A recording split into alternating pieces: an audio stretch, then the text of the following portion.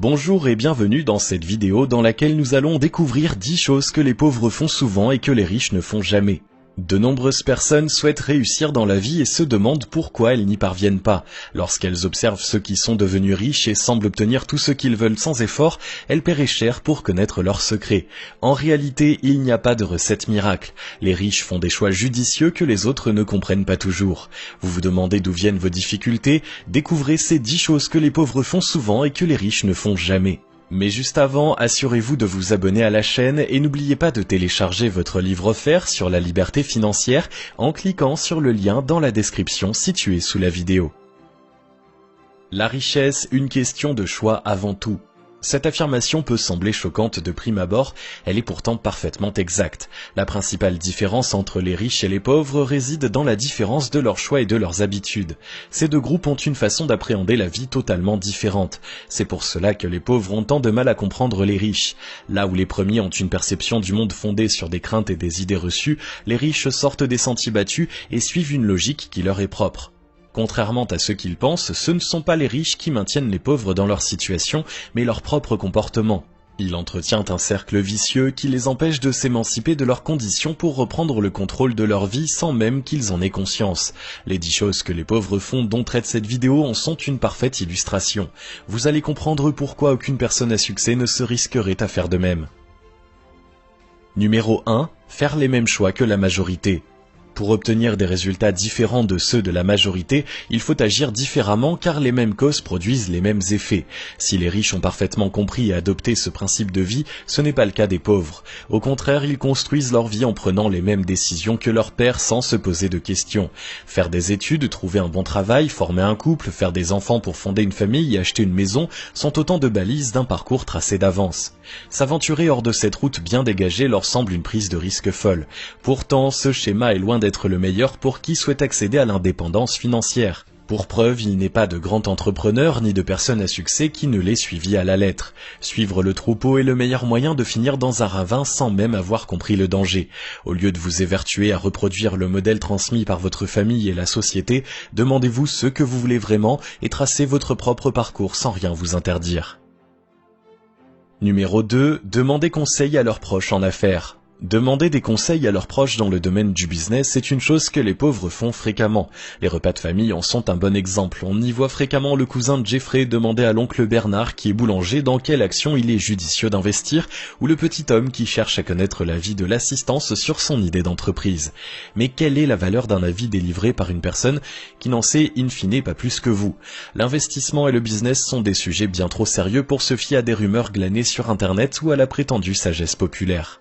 Votre famille et vos amis ne sont pas à même de vous conseiller efficacement à moins qu'ils n'exercent dans l'un de ces domaines.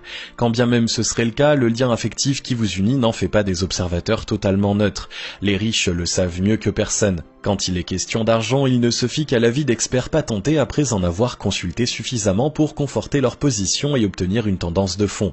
Sans quoi, vous avez toutes les chances de courir à la catastrophe.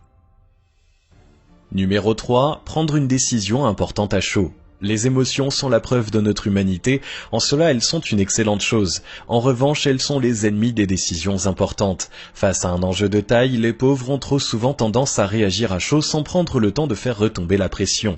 Étouffés par leurs sentiments, ils n'ont pas l'esprit clair pour prendre des décisions rationnelles. Une erreur qui leur coûte souvent très cher au sens propre comme au figuré. L'émotivité est une bonne qualité quand on est acteur, elle l'est moins pour un homme ou une femme d'affaires. Les riches connaissent l'importance de contrôler ce qu'ils ressentent. Cela ne signifie pas qu'ils sont insensibles pour autant. Ils ont seulement appris à canaliser cette énergie pour parvenir à garder une parfaite maîtrise d'eux-mêmes en toutes circonstances. Une pratique assidue de la méditation peut vous aider à apprivoiser les tréfonds de votre esprit pour mieux vous maîtriser. Vous aimez jouer aux cartes? Le poker est un excellent exercice pour avoir des nerfs en acier trempé.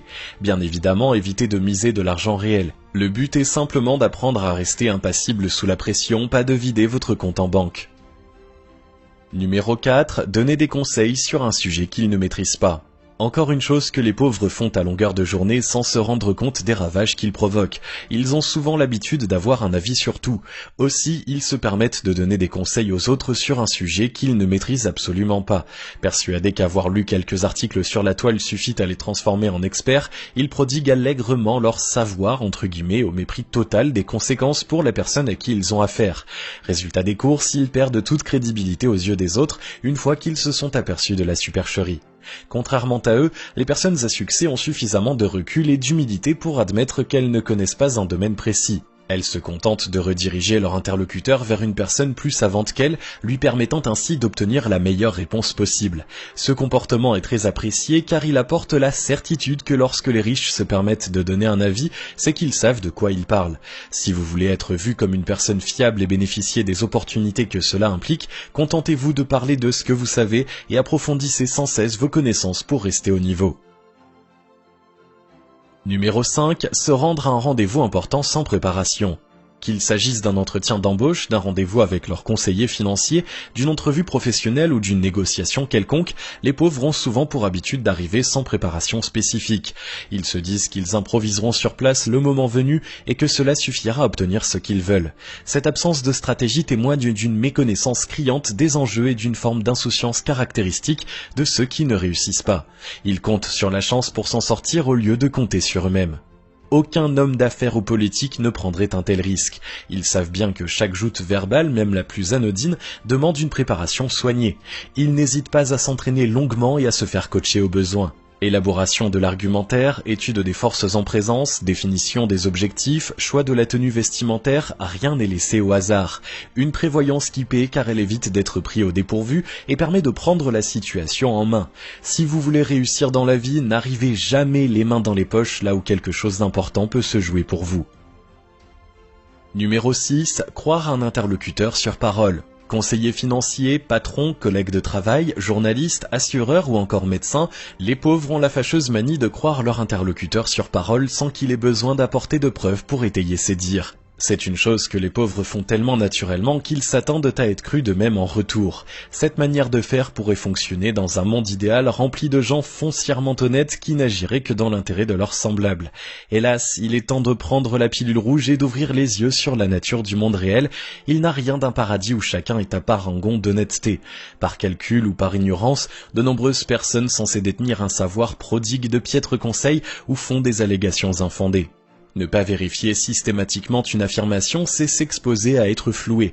Une telle mésaventure peut avoir des conséquences désastreuses, en particulier quand elle touche le plan financier ou celui de la santé. C'est pour cela que celles et ceux qui réussissent dans la vie prennent toujours soin de demander une solide démonstration avant d'adhérer à une idée. Ainsi, ils peuvent juger de sa valeur ou solliciter un deuxième avis en présentant les éléments dont ils disposent.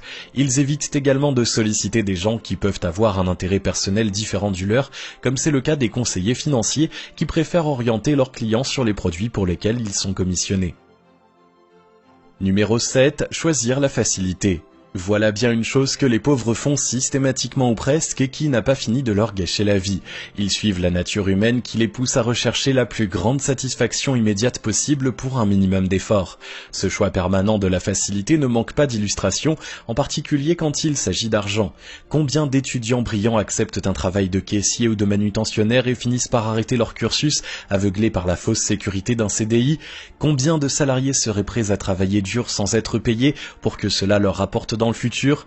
Cette incapacité à se détourner du bénéfice immédiat aliène toute possibilité de changer de vie. Les riches ne recherchent pas la facilité car ils ont compris que tout ce qui s'obtient sans peine ne vaut généralement pas grand-chose. Ils savent qu'il est nécessaire de fournir des efforts hors du commun pour avoir des résultats hors du commun et que croire en son projet quand on est seul demande une grande force mentale. Ils sont prêts à faire de nombreux sacrifices s'ils ont de bonnes raisons de penser que cela peut finir par payer. C'est cet état d'esprit qui doit vous servir de modèle si vous ambitionnez de devenir indépendant financièrement. Numéro 8. Évitez de se remettre en question.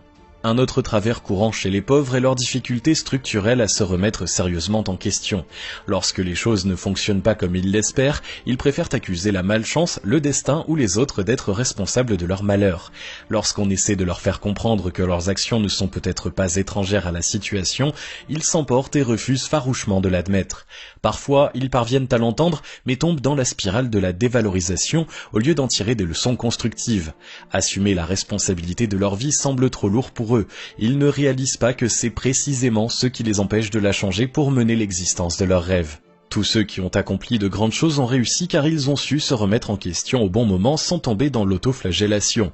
Cette démarche n'est efficace que si elle permet de comprendre les erreurs qui ont été commises pour pouvoir rectifier le tir et repartir plus fort. Si vous souhaitez vraiment avancer dans la vie, apprenez à accepter la critique constructive et à l'utiliser comme moteur de changement. Vous découvrirez alors que la vie est un éternel apprentissage et qu'il n'y a rien de honteux à reconnaître que l'on s'est trompé. Numéro 9. Prendre des risques inconsidérés. Les riches et les pauvres prennent des risques mais ont un rapport diamétralement opposé à l'audace. Les pauvres n'hésitent pas à prendre des risques inconsidérés et prennent rarement la peine de mesurer pleinement les conséquences de leur choix. Ils sont capables par exemple d'investir sur une action dont le cours chute au seul motif qu'ils connaissent la célèbre phrase « acheter au son du canon et vendre au son du clairon ». Ils ne pensent pas à étudier les possibilités qu'a l'entreprise de rétablir sa situation avant de passer à l'action. Lorsque leur excès d'audace les conduit à des revers de fortune, ils se sentent d'autant plus frustrés qu'ils ne comprennent pas pourquoi leur prise de risque n'a pas payé. Les riches conçoivent le risque d'une toute autre manière. Ils savent qu'en prendre est nécessaire pour faire de gros profits, mais ils étudient soigneusement chacune de leurs décisions pour déterminer le niveau acceptable au regard du but à atteindre et de leur capacité de trésorerie. Au lieu de se précipiter, ils compulsent toutes les données à leur disposition et recueillent l'avis d'analystes chevronnés avant de faire quoi que ce soit. Cette prévoyance leur permet de ne pas être surpris par le résultat de leurs actions. Une sagesse que vous devez faire vôtre si vous voulez prendre des risques qui paient vraiment. Numéro 10. Abandonner au premier échec. Abandonner au premier échec fait partie des choses que les pauvres font trop souvent. Ils ont une fâcheuse tendance à se décourager lorsque les choses ne fonctionnent pas comme ils le souhaitent, alors que le projet dans lequel ils se sont lancés est récent. Au lieu de persévérer, ils préfèrent se dire que ce n'est pas pour eux et passer à autre chose. Bien souvent, cette tentative avortée constitue leur unique contact avec l'entrepreneuriat et les dégoûte durablement. Les riches, en revanche, savent mieux que personne que l'échec est la condition indispensable au succès. Toutes les entreprises prospères ont connu une succession de déconvenues et de multiples ajustements de tir qui ont conduit à leur réussite actuelle. Un vrai entrepreneur ne s'arrête que lorsqu'il a obtenu ce qu'il veut et ne se décourage jamais même s'il est le seul à croire en son projet. Cette détermination sans faille est la principale source de différence entre ceux qui prennent la voie du succès et ceux qui stagnent sur le chemin étroit de la précarité. Si vous avez reconnu certaines de vos habitudes dans cette vidéo, vous savez à présent pourquoi vous n'êtes pas encore devenu riche, et pourquoi vous ne le deviendrez jamais si vous ne changez pas votre manière d'appréhender la vie. Rien n'est perdu, si vous souhaitez vraiment réussir et vous reprendre en main, il suffit de vous remettre en question et d'adopter les opposés positifs que les riches mettent en pratique. Cela demande une réelle volonté de votre part, mais la récompense est à la hauteur des efforts à fournir. Le choix vous appartient à présent, il ne tient qu'à vous d'oublier ce que vous venez de regarder et de poursuivre votre routine comme avant ou de passer à l'action pour amorcer enfin le changement qui marquera le premier jour du reste de votre vie. Si vous avez aimé cette vidéo, merci de liker, partager, commenter et surtout vous abonner à la chaîne.